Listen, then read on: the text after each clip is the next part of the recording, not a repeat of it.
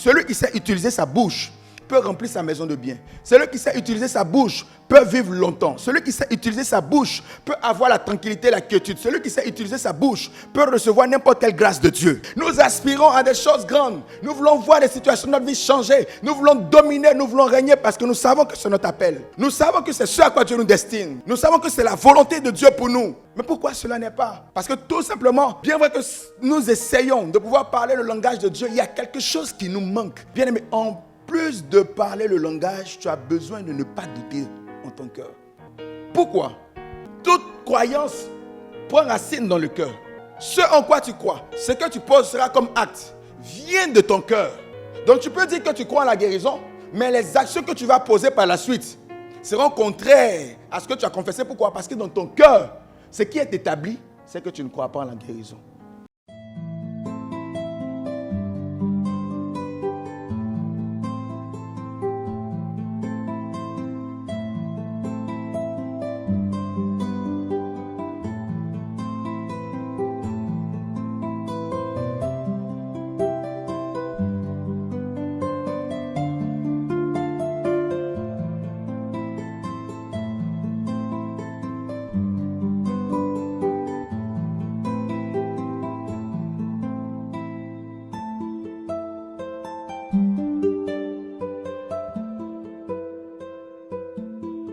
Suivez le culte de l'église Étoile Brillante avec le prophète Becré Daniel tous les dimanches. Shalom chez vous. Ce matin est un matin particulier. C'est le jour du Seigneur. Dis avec moi, c'est le jour du Seigneur. Alors, dis avec moi, aujourd'hui est le jour du Seigneur. Et si tu crois qu'aujourd'hui est le jour du Seigneur, sois sûr d'une chose, c'est que le Seigneur te visitera. Car au jour du Seigneur, le Seigneur nous fait toujours du bien. Amen, amen. Qui croit que le Seigneur lui fera du bien? Alors si tu le crois, je veux que tu dises avec moi, aujourd'hui est le jour de ma visitation. Alléluia. Bien-aimés, nous allons ouvrir nos Bibles dans le livre de Apocalypse. Apocalypse qui est aussi appelé le livre de la révélation des révélations. Amen, amen.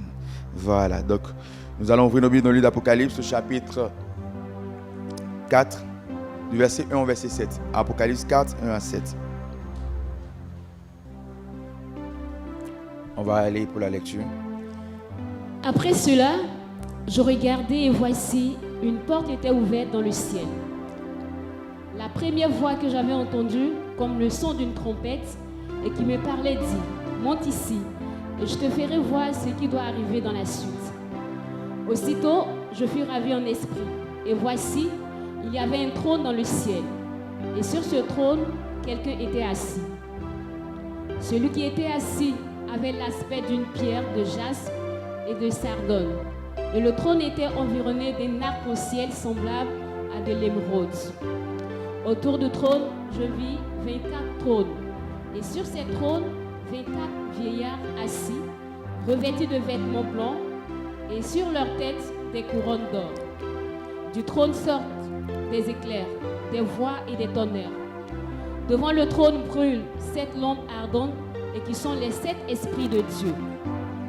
Il y a encore devant le trône comme une mer de verre, semblable à du cristal.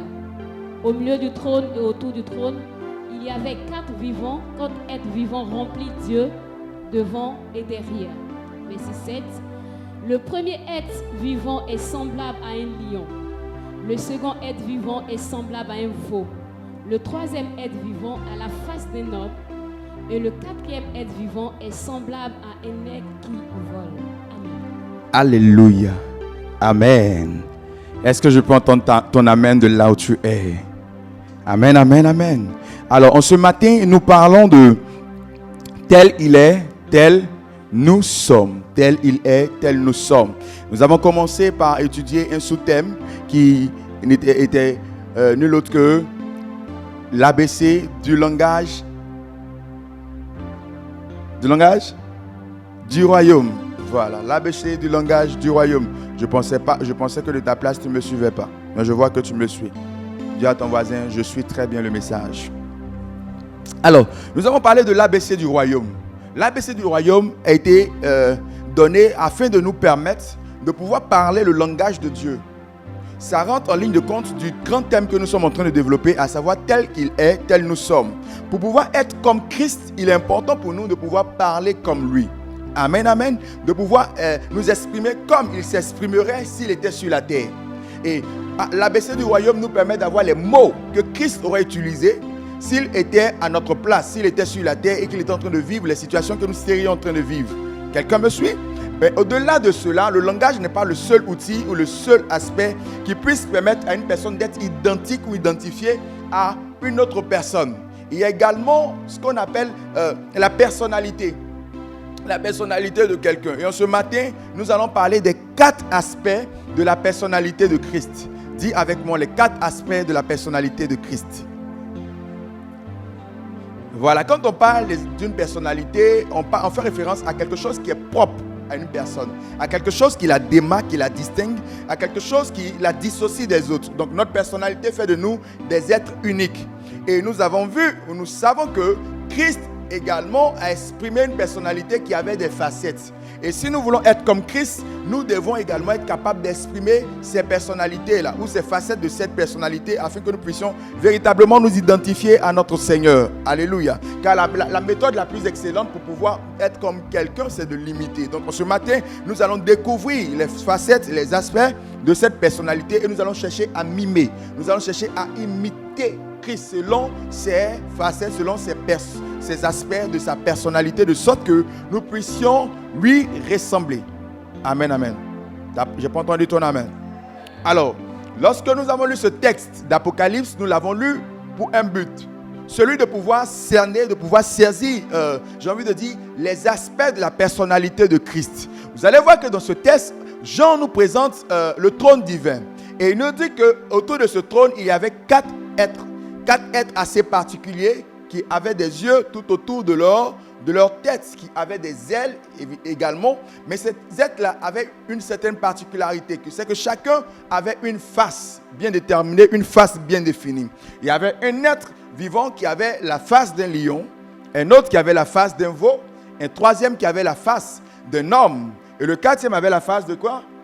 D'un aigle en plein vol. Alléluia. Alors, ces 4 faces exprime 4 aspects de la personnalité de Christ manifestée parmi les hommes, manifestés sur la terre. Alléluia. Et nous allons le voir tout à l'heure à travers les 4 évangiles. Chaque personne ayant écrit ces évangiles-là a eu à exprimer une personnalité, ou souvent une facette de la personnalité de Christ. Dis amen si tu me comprends. Voilà. Et en ce matin, nous allons voir comment est-ce que rattacher ces 4 êtres vivants, ou l'aspect de ces 4 êtres vivants aux 4 évangiles. Et nous allons voir également qu'est-ce que le Seigneur attend de nous. Parce que comme je l'ai dit tout à l'heure, le désir de Dieu, c'est que nous puissions ressembler à Christ. Donc lorsque nous allons découvrir à quel être ou à quel aspect correspond chaque évangile, il sera pour nous de pouvoir comprendre également la nature ou la dimension de la nature de Dieu contenue dans cet aspect et ce que Dieu attend de nous en termes de manifestation, en termes d'action, en termes de comportement. Tu es avec moi, on dit bien amen. Dis à ton voisin, je sens qu'aujourd'hui Dieu va me parler de façon exceptionnelle. Dis à ton voisin, je sens qu'aujourd'hui Dieu va me parler de façon exceptionnelle. Alors, le verset 7 nous dit que le premier être vivant avait quoi? Était semblable, une face de lion, ou était semblable à un lion. Et parmi les 4 évangiles, l'évangile qui correspond avec aisance à cet aspect de Christ, c'est l'évangile de Matthieu. Pourquoi l'évangile de Matthieu? Vous verrez et vous conviendrez avec moi que Matthieu est ce disciple du Seigneur, ou cet apôtre qui a eu à présenter Jésus-Christ dans sa dimension royale. Vous allez voir que Matthieu commence son évangile en faisant la généalogie de Jésus-Christ. Et il rattache Jésus-Christ au grand roi d'Israël. Et il appelle Jésus-Christ lui-même le roi des Juifs. Amen, amen. Vous allez voir que c'est dans le livre de Matthieu qu'on parle plus de Jésus-Christ comme étant le roi des Juifs.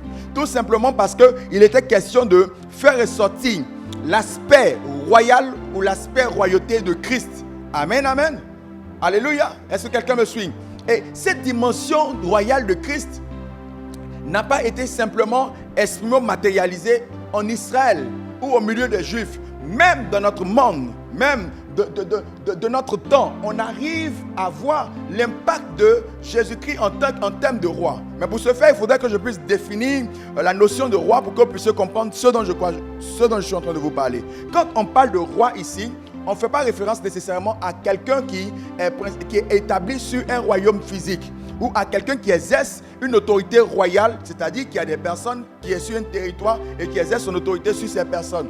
On fait référence à une personne qui, certes, est sur un territoire qui peut être physique comme spirituel, qui peut être également un secteur d'activité, mais une personne qui arrive à exercer son hégémonie, sa domination sur ce territoire ou dans ce secteur.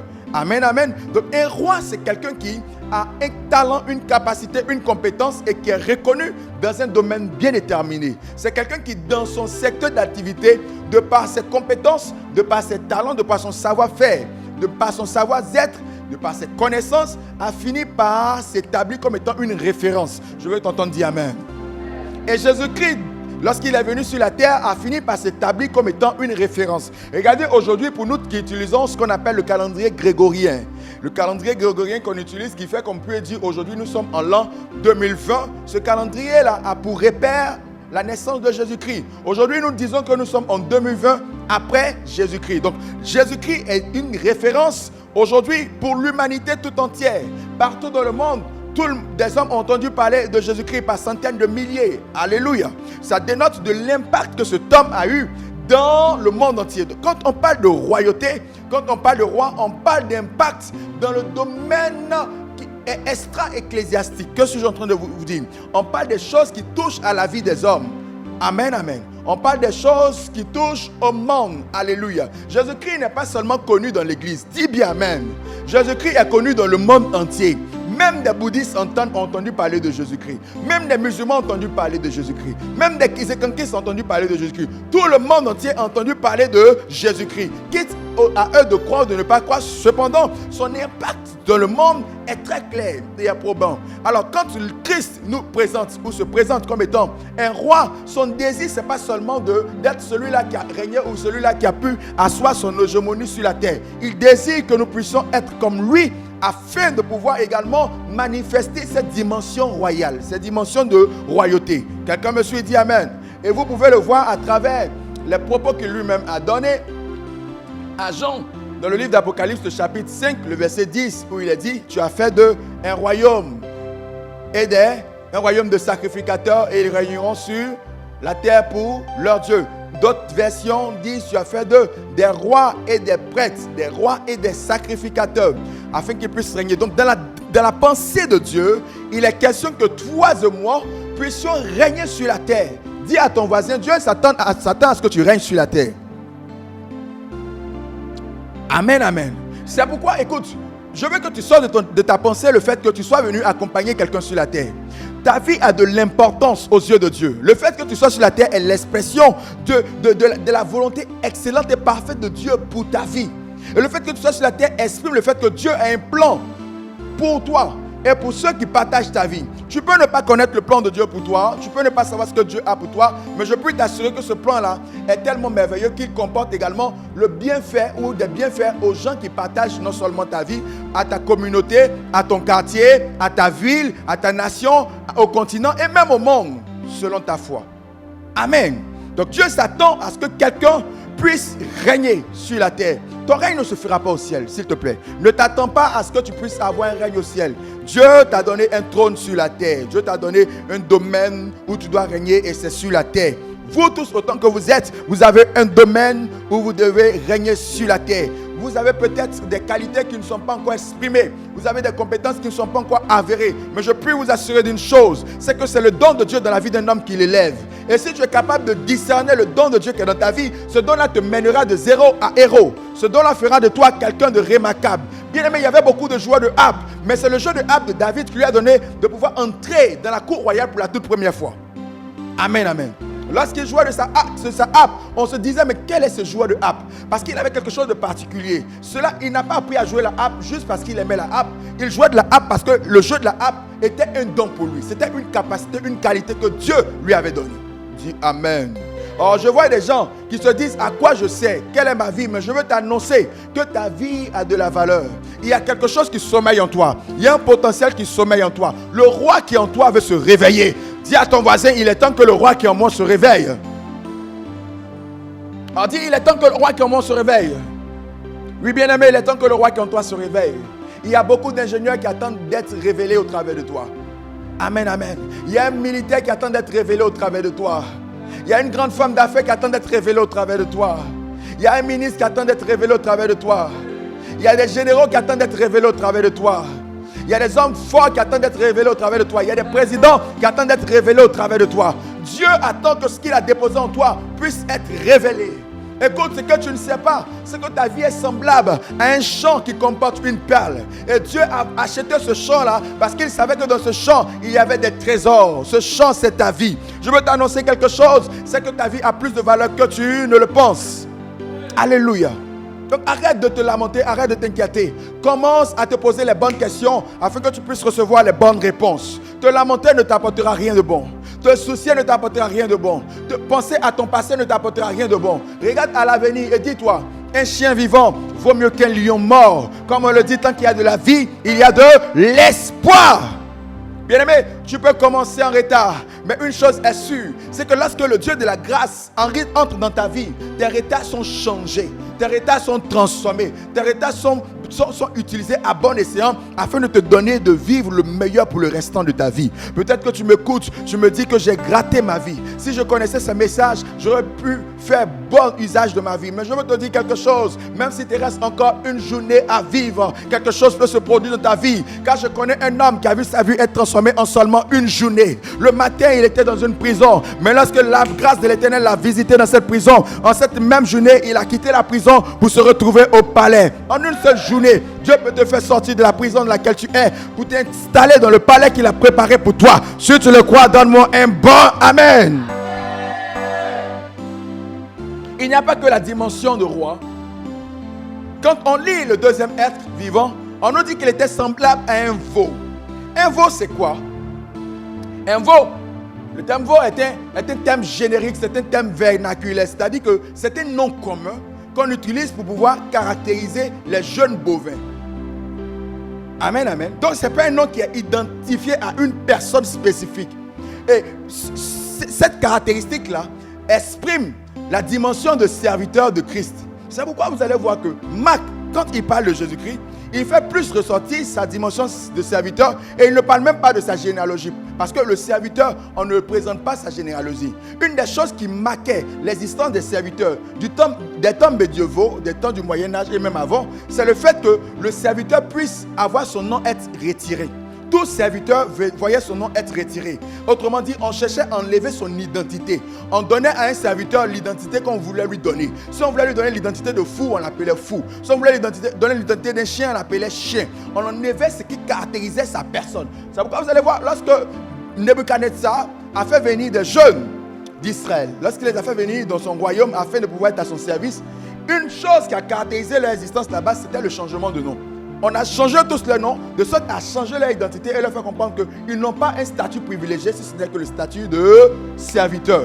Amen, amen. Et Marc présente Christ dans sa dimension de serviteur. Marc présente Christ comme étant celui-là qui n'est pas venu pour revendiquer une chose quelconque, mais qui est venu pour servir les autres. Et nous voyons comment est-ce que Christ, qui était revêtu de gloire, drapé de majesté, nous voyons comment Christ, qui avait la même égalité que Dieu le Père et Dieu l'Esprit, s'est dépouillé de cette autorité, s'est dépouillé de cette gloire, s'est dépouillé de ce statut et il a pris une forme de serviteur. Il s'est rendu semblable aux hommes. Il a vécu comme une personne ordinaire. Il a servi les gens. Il est venu, il s'est abaissé, il s'est humilié. De Dieu qu'il était, il a été serviteur. Bien-aimé, qu'est-ce que Dieu nous apprend par la nature de serviteur de Christ? Dieu nous apprend une chose importante, c'est que nous qui sommes à l'image de Christ devons être des serviteurs comme Christ a été des serviteurs.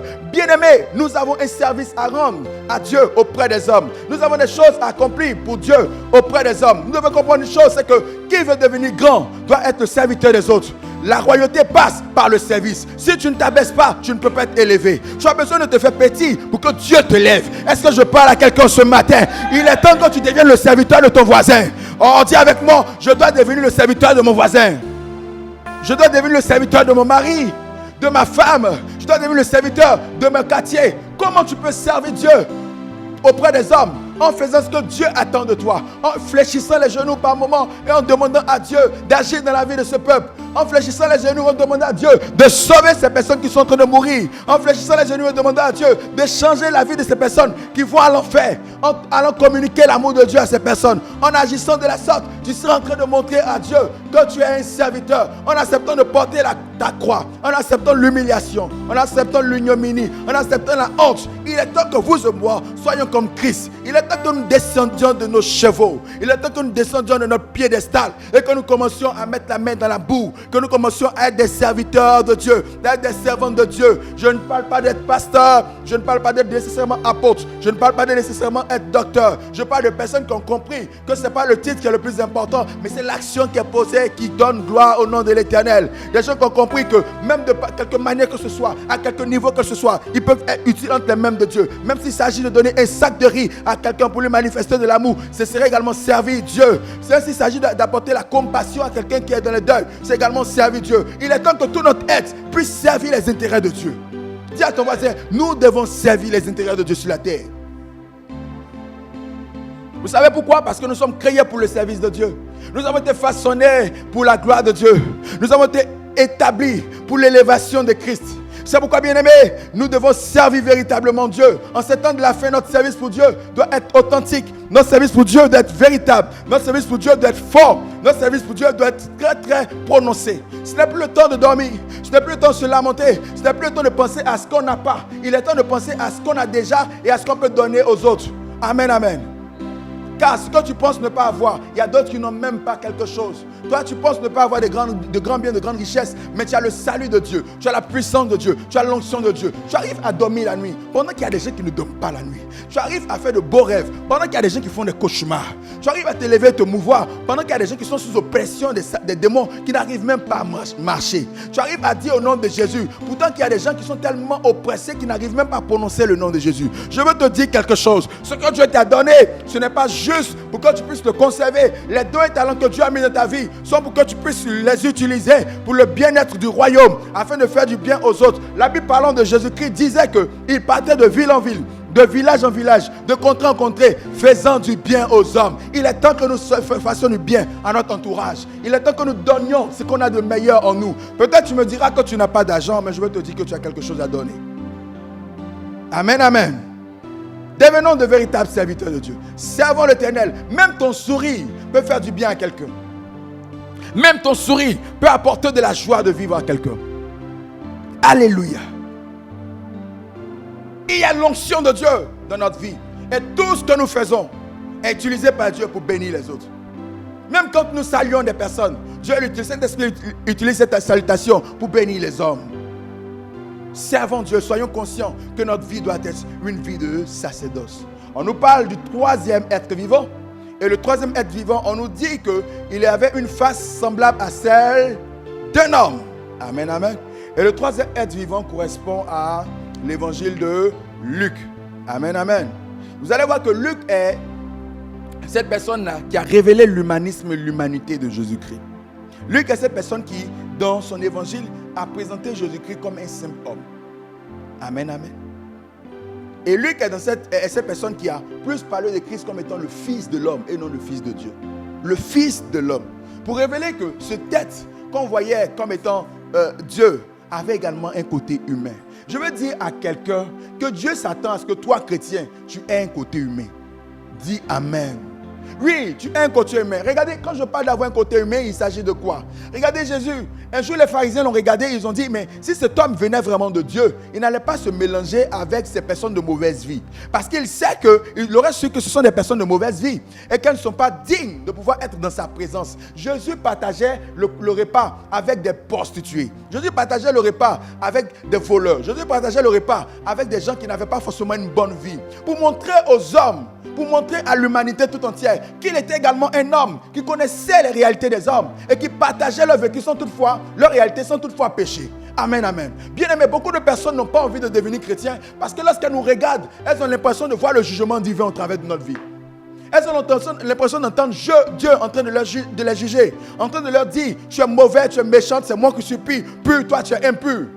Beaucoup de personnes, lorsqu'elles nous regardent, de par notre manière de faire, elles ont l'impression que nous ne sommes pas des êtres naturels, des êtres humains. Nous sommes différents d'elles. Et souvent même dans nos propos, nous leur montrons que nous ne sommes pas la même chose. Il est temps que vous compreniez que nous sommes des hommes. Nous sommes des hommes comme eux. Hier, nous étions faibles comme eux. Hier, nous étions dans les mêmes vices qu'eux. Hier, nous avions les mêmes défauts qu'eux. C'est la grâce de Dieu qui nous a trouvés tels que nous étions. Et cette grâce-là nous a tirés dans le royaume de Christ. Il est temps que vous compreniez que nous aussi devrons montrer aux autres que nous étions comme eux. Nous avions leurs faiblesses comme eux, mais nous avons bénéficié d'une grâce, de laquelle grâce nous avons pu être tirés pour venir dans le royaume de Dieu. Vous également pouvez sortir de là où vous êtes. La même grâce est disponible pour vous. Alléluia. Est-ce que je parle à quelqu'un? Beaucoup de chrétiens cessent même de parler souvent à des païens. Sous prétexte que non, on n'a pas la même vue. On ne te dit pas de faire copain, camarade, avec ces païens. On te demande juste de partager un minimum avec eux. Manger avec un païen ne fait pas de toi un païen. Aller échanger avec des gens qui ne partagent pas ta foi chrétienne ne fait pas de toi un impie. Au contraire, ça montre ton caractère humain. Regardez, vous allez voir. Je vais vous donner un exemple très fort. Souvent, quand il y a des fêtes religieuses, très peu de chrétiens préparent pour donner aux autres qui ne sont pas chrétiens. Par contre, on constate quoi? On constate que ce sont des gens qui ne sont pas chrétiens qui sont prompts à préparer pour apporter aux chrétiens. Amen, amen. Quand il y a les carêmes musulmans, vous allez voir en train de préparer la bouillie pour apporter aux chrétiens. Quand tu fais des temps de jeûne, depuis quand tu as préparé quelque chose pour apporter à ton voisin? Jamais. Dieu ne nous a pas retirés du monde. Et nous exhorte à ne pas nous confondre au monde. Mais il ne nous demande pas de nous retirer du monde. Parce que si tu veux toucher les gens du monde, ils ont besoin de sentir que tu es un homme comme eux. Paul a dit, je me suis fait faible avec les faibles afin de gagner les faibles. Il a dit, je me suis fait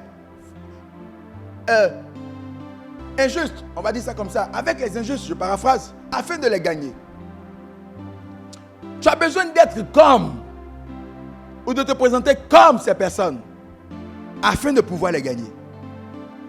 La Bible dit, parlons de Jésus, Philippiens 2, lequel existant sous forme de Dieu n'a pas regardé comme une proie arracher son égalité avec Dieu, mais il a pris une forme de serviteur. Il s'est rendu semblable aux hommes. Il est temps que tu te rendes semblable aux hommes. Dis à ton voisin, il est temps que tu te rendes semblable aux hommes. Deviens comme un homme, s'il te plaît. On sait que tu es chrétien. On sait que tu es né de Dieu. On sait qu'il y a la dimension de Dieu comme en toi. Mais s'il te plaît, deviens comme un homme. Commence à causer avec les païens. Tu veux le gagner comment si tu ne causes pas avec lui? Tu veux le gagner comment si tu montres que tu es trop pur et lui il est trop impur? Tu veux le gagner comment si tu n'arrives pas par moment à parler son langage? Amen, amen. Par moment, pour gagner des personnes, tu dois descendre à leur niveau. Pas pratiquer leurs mauvaises œuvres, mais descendre à leur niveau. Parler leur langage. Comprendre leur réalité. Et utiliser l'évangile pour changer leur destinée. Et c'était ça, la particularité que Luc faisait ressortir de la vie de Jésus. Luc faisait ressortir que cet homme qu'on voyait, cet homme était humain. Cet homme faisait du bien. C'est pourquoi cet homme, sachant que la femme qui venait casser le parfum était une prostituée, l'a laissé faire. Combien d'entre nous serions-nous capables de recevoir même le pain, la nourriture d'une prostituée? On aurait dit, c'est une prostituée, une femme de mauvaise vie. Pourquoi elle va entrer dans ma maison? Pourquoi elle va venir me donner ma nourriture? Pourquoi elle va venir me faire du bien? Jésus a montré que c'était un homme. Zachée était un voleur, collecteur d'impôts. Quand il collecte un peu pour le mettre dans sa poche. Par moment, il faisait tout pour pouvoir aider, pour pouvoir j'ai envie de dire, rectifier le tir. Cependant, on sait ce que les collecteurs d'impôts sont. Amen, amen. Cependant, Jésus a accepté d'entrer dans la maison de Zachée. Amen. Jésus mangeait avec des gens de mauvaise vie. Regardez, je vais vous dire quelque chose. Quand vous regardez l'organisation de Christ, les 12 disciples qu'il a eu, qui sont devenus plus tard des apôtres, regardez bien, vous allez voir. C'était un mélange de beaucoup de personnes qui avaient des vies bizarres. Je reprends. Les 12 disciples de Jésus, ceux qu'il a choisis après avoir prié, c'était un mélange, un cocktail de personnes qui avaient eu des vies bizarres. Pierre était quelqu'un qui était vacillant. Aujourd'hui, il dit ceci, demain, il dit cela. Aujourd'hui, il fait ceci, demain, il fait autre chose. On ne sait pas comment il est. Il était instable. Alléluia. À côté de Pierre, André même était aussi instable. Aujourd'hui, il est ici, demain, il est là-bas. Quand son papa lui a dit, celui-ci est l'agneau de Dieu, il s'est levé, il est parti voir l'agneau de Dieu. Il est resté là-bas. L'un des amis d'enfance de Jésus, Judas, c'était un voleur. A fait d'argent va le tuer. Il était cupide. Jésus, sachant ça, il a pris, il l'a mis à côté. Pour couronner le tout même, écoutez, il y avait parmi les disciples de Jésus un taliban, un poseur de bombes, un arabe, un Boko Haram. On l'appelle Simon les Zélotes. Étudiez les Écritures, vous allez voir. Les Zélotes, c'était des personnes qui tendaient des embuscades. C'était des personnes qui faisaient des guet-apens, qui se rebellaient contre l'autorité romaine. C'était leur identité, on les appelait les Zélotes. Donc regardez, un Boko Haram, un taliban, Jésus le prend et puis le met dans son groupe. Donc chaque fois qu'ils font des réunions, lui il est là, comment est-ce qu'on va tuer les gens? Les gars, ceux qui s'opposent au roi là, il dit, il y a un plan. On est parti en Samarie, il ne voulait pas laisser entrer, non. On a attrapé 2 Samaritains, mais boum, boum. Et puis ils meurent. Donc on va trouver un petit couloir là, on va les flécher. Voici comment ils pensaient, jusqu'à ce que Jésus transforme sa mentalité. Jésus n'a pas dit, non, vous êtes trop impurs. Je vais chercher des gens 3 fois saints, ils vont marcher avec moi, parce que moi-même je suis le saint des saints. Mais Jésus savait une chose, c'est que sa vie qui en lui est capable de nous transformer. Bien aimé, nous que vous voyez, moi que vous voyez, si on doit amener ça à des thèmes techniques de jeunes aujourd'hui, on dira je suis version Android 20.0. Mais avant d'être 20.0, il était Android 1.0. Donc imaginez maintenant, je suis 20.0. Imaginez quand il était 1.0, ça ressemblait à quoi? C'était bizarre. Mais la grâce de Dieu m'a transformé. Et cette même grâce, Dieu veut l'utiliser pour transformer tes frères, pour transformer tes soeurs. Arrête de les repousser. Arrête de les éloigner de toi. Arrête de leur montrer qu'ils sont impurs. Ils ne valent rien, ils ne sont pas bien parce qu'ils ne sont pas chrétiens. Donc tu t'éloignes d'eux. Non! Manifeste-leur l'amour de Dieu. Manifeste-leur la bonté. Montre-leur que tu es humain, que tu es humaine. Trop de personnes se plaignent des chrétiens disant qu'elles n'ont pas un cœur. Elles sont sans cœur. Avec ça, elles disent, elle va à l'église. Tu as déjà entendu cette phrase? Toi qui me regardes, tu as déjà entendu cette phrase? Il y a combien de méchantes là-bas? Elle aussi va dire, elle va à l'église. On t'a déjà dit ça, non? Au bas, ça te fait mal. Il faut répondre. On t'a dit ça, non? Demande à ta voisine ou ton voisin. On t'a déjà dit ça, non? Non, le monsieur là, c'est comme ça. Tous les chrétiens. Et puis les mauvais là. Arrêtons d'être mauvais. Arrêtons d'être méchants. Devenons humains. Dis à ton voisin, devenons humains. Ah, j'ai entendu quelqu'un dire aujourd'hui, là, le pasteur, il me parle d'elle. Alléluia. Alors, je vais terminer par vous parler de la 4e dimension, le 4e aspect de la personnalité de Jésus-Christ. Souvenez-vous que le 4e être vivant était semblable à quoi? Un aigle en peu un vol. Et ce 4e être, on peut le rattacher ou on le rattacherait tout naturellement à l'évangile de Jean. Vous allez voir que contrairement aux 3 autres, Jean, lorsqu'il commence à parler de Jésus, il parle de sa dimension divine. L'aigle est l'animal qui vit dans les hauteurs, symbole de la position de Dieu. Souvenez-vous que Dieu dit, les cieux sont les cieux de l'Éternel. Amen, amen. Donc les hauteurs constituent l'endroit où l'Éternel vit. Et l'aigle vit également dans les hauteurs pour exprimer la dimension élevée de Dieu. Mais ce n'est pas seulement cette dimension élevée. Lorsque Jean parle de Christ, il parle également de Christ dans sa dimension que je dis divine, mais dans sa dimension de personne sachant tout. Amen, amen. Une des qualités de l'aigle, c'est que l'aigle est capable de voir à plusieurs centaines de mètres sa proie. Amen, amen. Même lorsqu'il vole, l'aigle est capable de voir très loin. Sa vue est perçante. Et vous et moi devons être comme des aigles. Vous et moi devons avoir une vue panoramique, j'ai envie de dire, de non seulement notre vie, mais une vue panoramique de l'œuvre de Dieu. Nous devons être capables de voir au-delà de ce que nos yeux physiques nous donnent de voir. Amen, amen, amen, amen. Parce que tout ce que Dieu désire, c'est que nous puissions voir comme il voit. Pour pouvoir faire ce que Dieu te demande de faire, tu dois être en mesure de voir comme il voit. Parce que si tu regardes simplement avec tes yeux physiques, tu ne pourras pas faire des pas de foi. Tu ne pourras pas poser des actes significatifs. Pourquoi? Parce que ta vue va te montrer des difficultés. Ta vue va te montrer des problèmes. Ta vue va te montrer tes limites. Ta vue va te montrer que tu n'es pas capable. Amen, amen. Mais la vue de Dieu te donne de croire que derrière cette incapacité se cache une capacité. Derrière ces limites se cachent des réalisations. Ta vue va te donner de croire que tu ne peux pas y arriver. Mais la vue de Dieu va te donner de croire que c'est possible d'y arriver. Amen, amen. Donc vous devez être des personnes qui avaient une vue perçante, une vue profonde, une vue grande, une vue réelle. Soyez capables de voir au-delà de vos situations. Sachez que derrière les situations que vous vivez, les situations difficiles que vous vivez, se cache le miracle de Dieu. David a dit, quand je marche dans la vallée de l'ombre de la mort, je ne crains rien. Pourquoi? Parce qu'il savait que non seulement l'Éternel serait avec lui dans la vallée, donc il était capable de voir Dieu dans la vallée de la mort. Là où tout le monde voyait la mort, lui, David, voyait quoi? Il voyait Dieu à ses côtés. C'est pourquoi il ne craignait rien. Vous devez être capable de voir ce que le monde n'est pas capable de voir. Mais en plus de cela, David était capable de voir la fin de la vallée. Il savait que lorsqu'une vallée finit, il y a toujours une récompense à la suite. Il y a toujours une bonne nouvelle à la suite. Il y a toujours quelque chose de bon à la suite. Derrière chaque épreuve se cache la manifestation de la gloire de Dieu. Sois capable de voir ces choses et non seulement les épreuves que tu traverses. Sois capable de voir la gloire qui sera manifestée dans ta vie et non ce que tu vis actuellement. Les Écritures disent qu'Abraham a espéré contre toute espérance. Là où les gens s'arrêtaient d'espérer, parce que pour eux, quand ils regardaient leur vie, quand ils regardaient leur situation, c'était fini. Abraham continuait d'espérer parce qu'il voyait la manifestation de la gloire de Dieu derrière ces situations qu'il vivait. Derrière chaque situation que vous vivez se cache une manifestation de Dieu. Dis bien Amen. Je dis, derrière chaque situation que tu vis se cache la manifestation de Dieu. Alléluia. Soyez comme des aigles. Soyez capables de voir loin. Soyez capables d'affronter les situations. L'aigle est cet animal qui, lorsque le courant thermique est chaud, c'est alors qu'il se lève et qu'il déploie ses ailes et qu'il vole. Lorsque les autres oiseaux se cachent sur les arbres à cause du courant thermique, l'aigle se lève et il prend son envol. Bien aimé, ce qui fait peur aux autres ne doit pas te faire peur. Ce qui fait asseoir les autres ne doit pas te faire asseoir.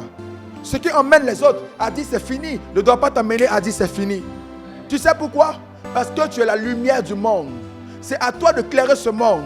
C'est à toi de montrer le chemin aux hommes dans ce monde. C'est à toi de montrer la voie aux hommes dans ce monde. Tu es le sel de la terre. La Bible dit si le sel perd de sa saveur, avec quoi salera-t-on? Si toi tu te décourages, les gens du monde vont faire quoi? Si toi tu baisses les bras, les autres vont faire quoi? Si toi qui es l'intercesseur de ta famille, tu cesses de prier, ta famille va faire quoi? Alléluia. Est-ce qu'il y a des aigles en ce matin? Est-ce qu'il y a des aigles en ce matin? Des gens capables de voir la solution derrière le problème. Des gens capables de voir Dieu derrière l'adversité. Je vais te dire quelque chose de très important, bien-aimé. C'est que si Christ a pu manifester ces 4 aspects, il nous invite à le faire. Il nous invite à développer notre dimension royale, à régner sur cette terre. Il nous invite à le faire en servant les autres. Il nous invite à le faire en manifestant notre humanité. Il nous invite à le faire en ayant une vue perçante, en ayant une illumination de l'esprit, en étant capable de démontrer le divin, car il y a en nous le divin. Amen, amen. Il y a en nous la divinité. Les hommes doivent être capables de nous regarder et de se dire, mais ceux-là, ils sont certainement des dieux. Quand ils ont regardé Daniel, ils ont dit de Daniel, cet homme a l'esprit des dieux saints. Il est temps que le monde puisse te regarder et voir la divinité de Christ qui est cachée en toi. Et dit certainement, cette femme a l'esprit des dieux saints. Cet homme a l'esprit des dieux saints. C'est un Dieu. Amen, amen. Il est temps que la divinité qui repose en toi commence à être manifestée. Et cette divinité-là s'exprime à travers le Saint-Esprit qui t'a été donné et les dons de l'Esprit qui t'ont été communiqués. Ça veut dire quoi? Il est temps pour toi de pouvoir manifester ces dons, de pouvoir libérer la puissance de Dieu au travers de ces dons, de pouvoir glorifier Dieu au travers de ces dons. Arrête de dire que je n'ai pas. Tu as quelque chose que Dieu t'a donné. Il est temps d'utiliser cette chose. Tu as quelque chose que Dieu a mis en toi. Il est temps d'utiliser cette chose. Tu as une puissance que Dieu t'a donnée. Il est temps d'utiliser cette puissance. Il est temps d'asseoir ton règne. Alléluia. En ce matin, je voudrais sur ces mots encourager quelqu'un et lui dire que tel que Christ était sur cette terre, tel il sera sur cette terre. Tel que Christ a été connu dans ces 4 aspects, tel le monde vous connaîtra dans ces 4 aspects. Votre temps de règne est arrivé, votre saison de gloire est arrivée. C'est le moment pour vous de pouvoir vous asseoir sur votre trône, ce trône que Dieu vous a destiné. Si tu le crois, tiens-toi debout et dis avec moi, c'est ma saison de règne. C'est ma saison de règne. Regarde celui qui est à côté de toi et dis-lui, c'est ma saison de règne. Dis-le avec conviction encore, c'est ma saison de règne. Alléluia. Alors si tu le crois, toi et moi, on va faire des déclarations. Je veux que tu répètes mot pour mot ces paroles que je vais faire sortir de ma bouche et qui viennent certainement du trône, du cœur de Dieu. Mets une main sur ta tête et répète après moi. Je suis né pour la domination. Je suis créé pour le règne. J'ai été établi par Dieu sur la terre pour manifester la grandeur de Dieu, la force divine, la puissance de Dieu au milieu des hommes. Je suis oint pour servir. Je suis oint pour servir les intérêts de Dieu au milieu des hommes. Je crois et je confesse que ma vie dorénavant est une vie de service. Est une vie de service. Est une vie de service. Est une vie de service. Je servirai Dieu partout où il m'emmènera. Dans ma maison, dans mon quartier, dans ma ville, dans les nations du monde. Moi je servirai Dieu partout où il m'emmènera. Moi je servirai Dieu partout où il m'emmènera. Je suis oint pour voir ce que les hommes ne peuvent voir. J'ai les yeux de Dieu. J'ai l'onction de Dieu pour libérer la puissance divine au milieu des hommes avec amour, avec compassion, avec miséricorde. Telle est ma vie, telle est mon histoire, telle est ma destinée au nom de Jésus. Amen.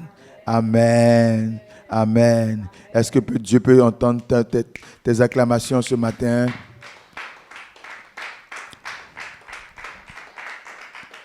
Alléluia. En ce matin, je voudrais prier pour quiconque ressent une douleur dans son corps, pour quiconque est malade. Si tu es malade, en ce matin, je vais juste t'inviter à mettre ta main là où tu as mal. Et je crois que la puissance de Dieu, là où tu es, va te visiter. Elle va te visiter parce que le Seigneur m'a mis à cœur de prier pour tous les malades. Il m'a mis à cœur de prier pour tous les malades. C'est pourquoi, mets juste ta main là où tu as mal. Mets juste ta main là où tu as mal. C'est ta saison de témoignage. Pendant que tu es en train de mettre ta main là où tu as mal, je ferai une courte prière. Et la puissance de Dieu va se déployer là où tu es. Et elle va te libérer. Tu as un mal qui dure pendant des jours, depuis des semaines. Ce jour a été institué pour te libérer, pour te guérir. Tout à l'heure, à la fin, avant la fin, le Amen final, tu auras l'opportunité de donner ton témoignage dans l'église, dans la section ou dans l'église de maison où tu es, ou là où tu es auprès de tes frères et sœurs. Parce que Dieu est sur le point de faire quelque chose dans ta vie. Christ est sur le point de faire quelque chose dans ta vie. Il est bron de l'eau masita la bayanta. Il s'est chargé de nos douleurs. Il a apporté nos infirmités. Le châtiment qui nous donne la paix est tombé sur lui. C'est pourquoi je déclare dans le nom de Jésus-Christ de Nazareth, douleur, infirmité, maladie, peu importe l'endroit où tu es localisé, tu quittes les corps, tu quittes les vies au nom de Jésus-Christ de Nazareth. Tu libères la vie dans le nom de Jésus-Christ de Nazareth. J'appelle la guérison divine maintenant. Je libère le pouvoir guérisseur de Dieu maintenant. Et je déclare que l'infirmité passe, la douleur passe, le mal passe. Au nom de Jésus-Christ de Nazareth, tu reçois ton miracle. Tu reçois ta guérison. Tu reçois ta libération. Au nom de Jésus-Christ de Nazareth, pour tous ceux qui désirent une percée, je libère le pouvoir de Dieu. Toi qui t'attends à une percée financière, je libère le pouvoir de Dieu. Et tu reçois maintenant ta percée financière. Tu reçois maintenant ton miracle financier. L'Éternel te visite. L'Éternel te fait du bien en ce jour. L'Éternel manifeste sa gloire en ta faveur. Pour toi qui avais besoin d'une ouverture, regarde, Dieu t'apporte cette ouverture. Tu reçois cette ouverture maintenant. Tu reçois cette ouverture maintenant. Tu la reçois maintenant dans le nom de Jésus-Christ. Cette semaine est une semaine où tu recevras un témoignage, où on t'appellera pour te donner de bonnes nouvelles. On t'appellera pour te donner de bonnes nouvelles. Parce que l'ouverture t'est faite. L'ouverture t'est faite. La percée, maintenant, tu la reçois au nom de Jésus-Christ de Nazareth.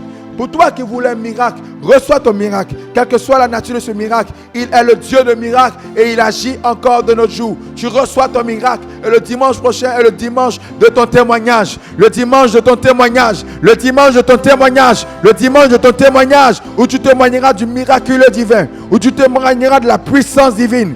J'annonce à quelqu'un qui m'écoute et qui s'attend à des percées financières, tu reçois ces percées maintenant. Tu reçois ces percées maintenant. Tes comptes sont visités. De toutes parts, tu reçois des visitations financières. Reçois-les maintenant au nom de Jésus-Christ de Nazareth. Merci Saint-Esprit. Parce que cela est établi dans leur vie. Aujourd'hui même. Et la manifestation devient évidente. Par le nom de Jésus. Si tu crois que tu as reçu ton miracle, dis 3 fois Amen.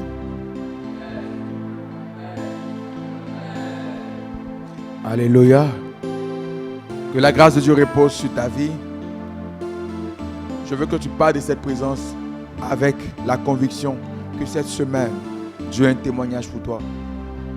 Sois convaincu que cette semaine, Dieu a un témoignage pour toi.